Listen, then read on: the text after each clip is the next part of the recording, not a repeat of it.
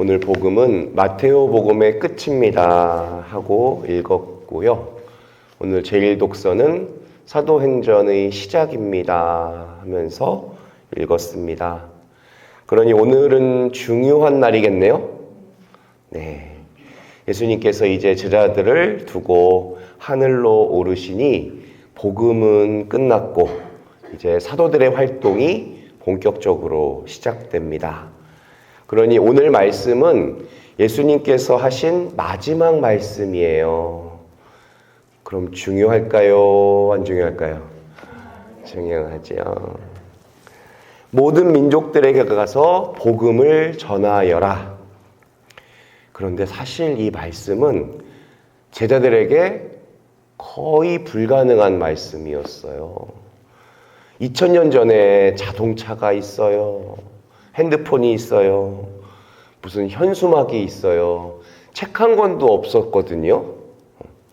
그러면 어떻게 전 세계 모든 민족들한테 일일이 걸어가서 한 명씩 만나서 그들을 제자로 삼을 수가 있는 거죠?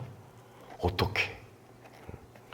예수님께서는 이렇게 말도 안 되는 명령을 주시면서 이렇게 말씀하세요. 내가 세상 끝날까지 너희와 항상 함께 있겠다. 약속을 하신 거죠. 그 약속을 하기만 하셨을까요? 아니면 지키셨을까요? 지키셨어요. 열흘이 지나고 성령으로 다시 오셨어요. 초대교회 신자들은 함께 있겠다는 약속을 이렇게 지키셨구나 확신하면서 그때부터 일어나는 어떤 고통과 환난도 그들을 꺾지 못하게, 그들을 무너뜨리지 못하게 살았어요. 주님이 함께 계신다라는 것만으로 충분했어요.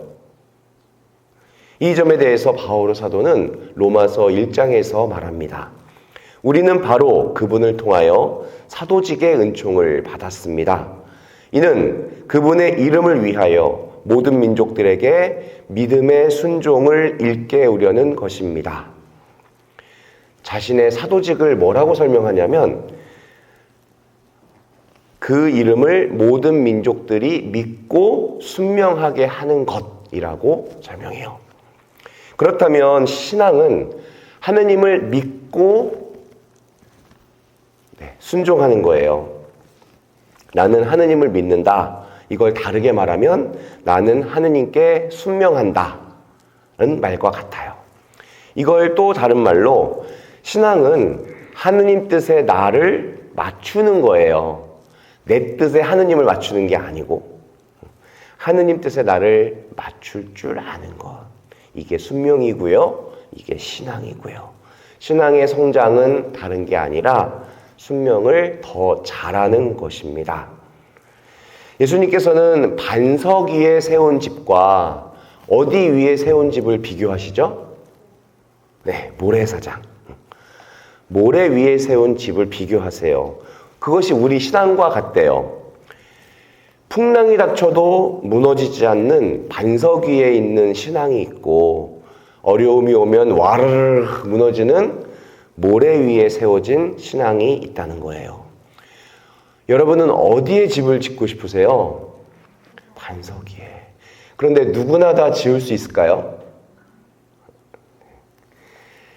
나의 이 말을 듣고 실행하는 이는 모두 자기 집을 반석 위에 세운 슬기로운 사람과 같을 것이다. 자, 반석 위에 집을 지은 슬기로운 사람이 누구냐면 말씀을 듣고 그대로 행하는 사람이라고 분명히 말씀하셨어요. 반면에 모래 위에다 집 지은 사람들은 이 말을 듣고도 실행하지를 않는 사람, 그냥 듣기만 하는 사람. 가만 보면 우리는 잘 들어요. 아주 많이 들어요.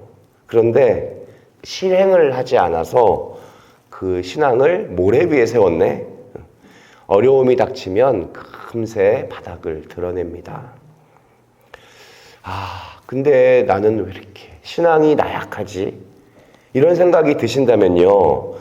내 신앙이 자꾸 흔들리고 변덕을 부린다면요, 내가 순명을 잘 못해서 그런 거예요.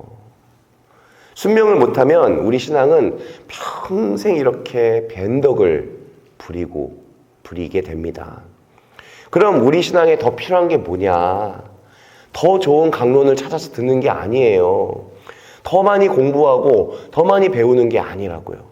순명이 필요한 거예요. 하느님 뜻에 나를 더 맞추는 거. 순명 잘하기 위해서 지금 미사 드리는 겁니다. 순명을 더 잘하기 위해서 말씀을 묵상하고 기도를 하는 거예요. 그런데 그 초점을 잃어버리게 되잖아요. 자기 만족이 돼요. 자기 만족을 위해서 미사 드리고 자기 만족을 위해서 기도하는 거. 그게 바로 어디 위에 세워진 신앙이냐? 모래 위에 세워진 신앙.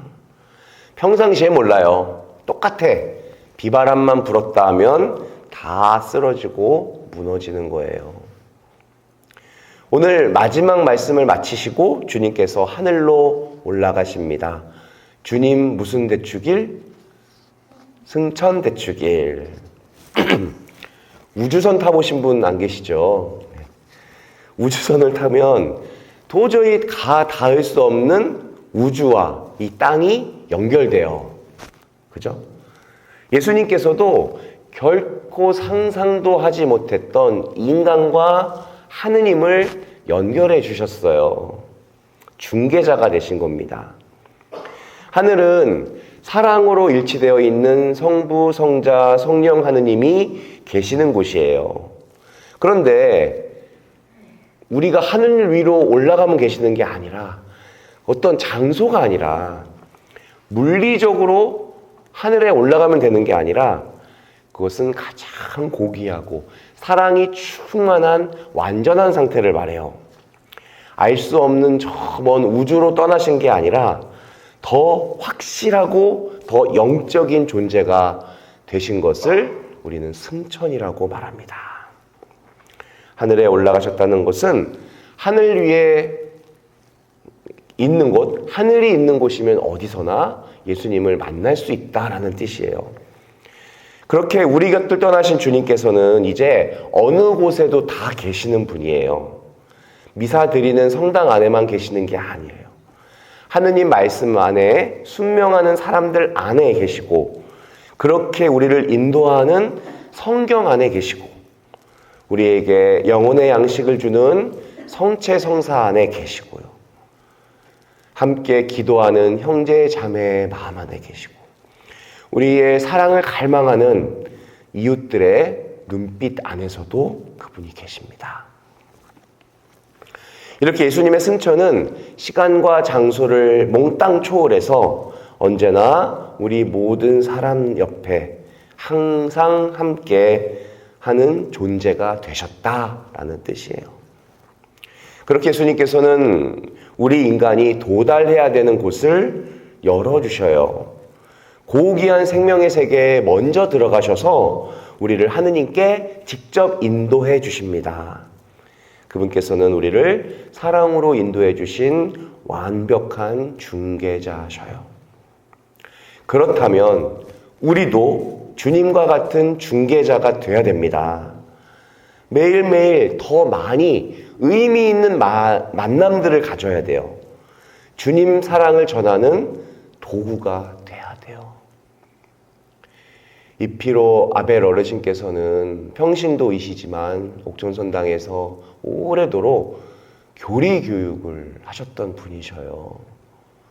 그 교리를 통해 하느님의 말씀을 전하고 본인이 믿는 신앙, 본인이 맺고 있는 하느님의 관계를 전달하는 역할을 하셨어요.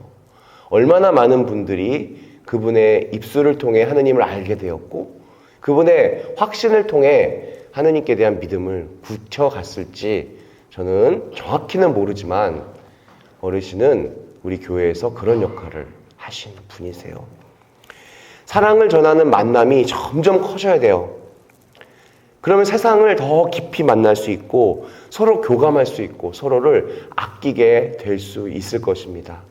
세상 끝까지 가서 내 제자로 삼아라. 이거는 불가능해 보이는 일이지만 그분께서 함께 계신다라는 확신을 우리가 하면 이 훌륭한 평신도들, 우리 평협회장님들, 제가 알고 관계를 맺고 계시는 그런 훌륭한 평신도 분들을 통해서 하느님 나라가 이 땅에 올 겁니다. 그것이 주님의 승천을 묵상하는 우리가 앞으로 해야 될 일입니다. 아멘.